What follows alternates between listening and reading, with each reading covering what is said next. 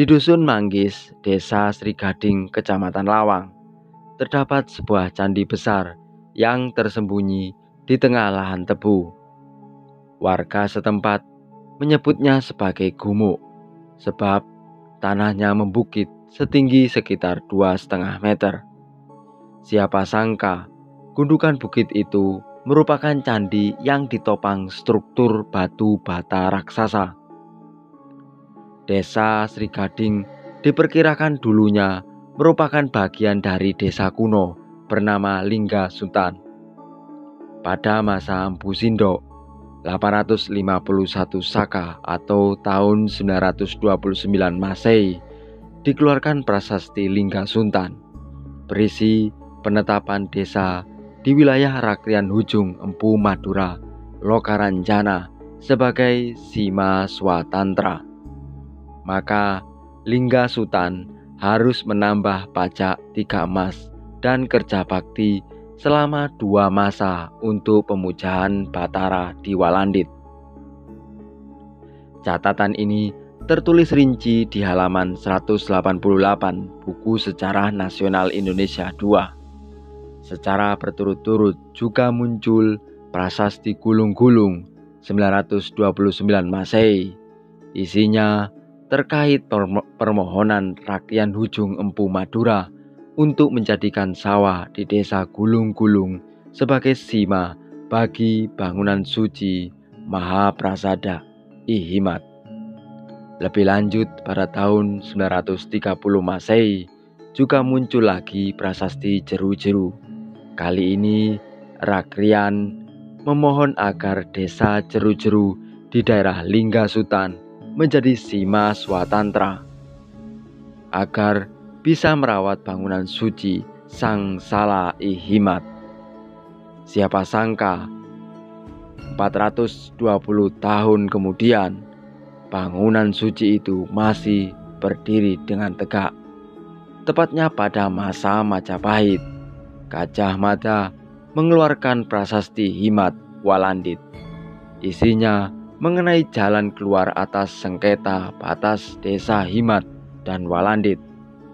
Prasasti diterbitkan ketika Gajah Mada masih menjabat sebagai Rakrian Mahapati di Janggala dan Kadiri. Diperkirakan sekitar tahun 1350 Masehi. Sungguh masa yang panjang untuk umur sebuah bangunan suci.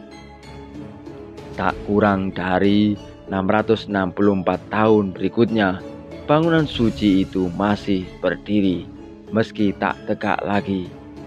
Tim ekspedisi Samala didampingi tim ahli yakni arkeolog Muhammad Dwi Cahyono dibuat terperangah dengan kondisi candi, sebuah bukit kecil setinggi sekitar 2,5 meter ditumbuhi semak-semak. Di balik semak-semak itulah terdapat batu bata berukuran super besar.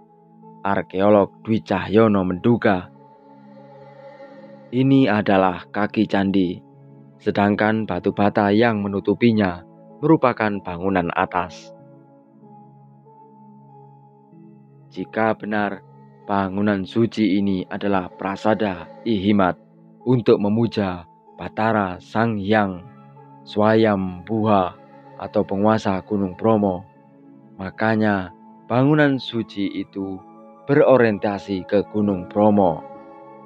Di atas struktur candi yang rubuh terdapat sebuah yoni berukuran besar pula, tingginya sekitar 70 cm dengan lebar sekitar 90 cm. Sayangnya, lingganya sudah hilang. Diperkirakan bangunan ini sebesar Candi Badut di Malang, seluas 8 x 8 meter persegi.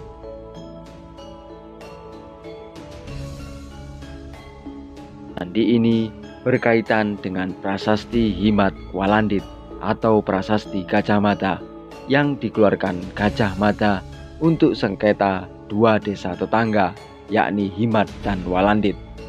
Saat itu Walandit menggeser tapal batas desa. Akibatnya ketika ditarik garis lurus, Prasasta Ihimat berpindah ke desa Walandit.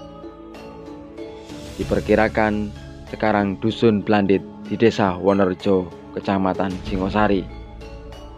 Jarak antara Sri Gading dan Blandit sekarang jika ditarik garis lurus sekitar 5 km. Lokasinya juga berdekatan dengan Desa Gulung-Gulung atau sekarang adalah Lok Jati. Lok Jati persis di sebelah selatan Sri Gading atau berjarak 2 km. Candi yang berada di tengah lahan tebu ini tetap utuh sebab warga desa tak berani main ke candi. Batu-batu juga tak berani mengambil sebab ada kepercayaan bakal meninggal dunia jika mencurinya. Posisi Yoni sendiri sempat ambles karena menurut warga dulu pernah digali orang yang ingin mencari harta karun.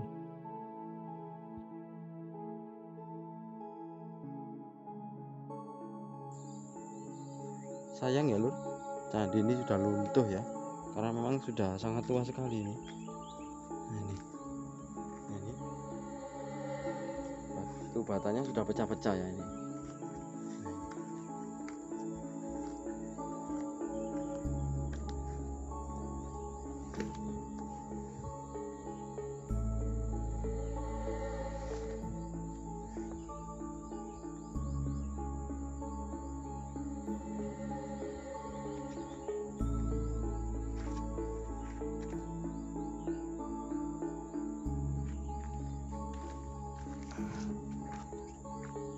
Di sekeliling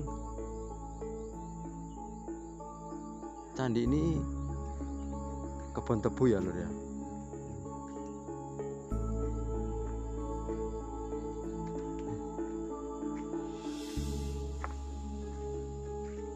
Ini juga ada balok batu ya, batu andesit.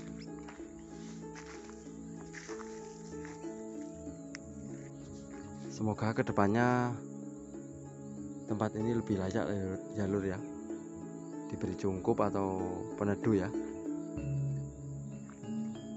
Ini peninggalan yang sangat berharga ini Lur, patut kita lestarikan ya Lur.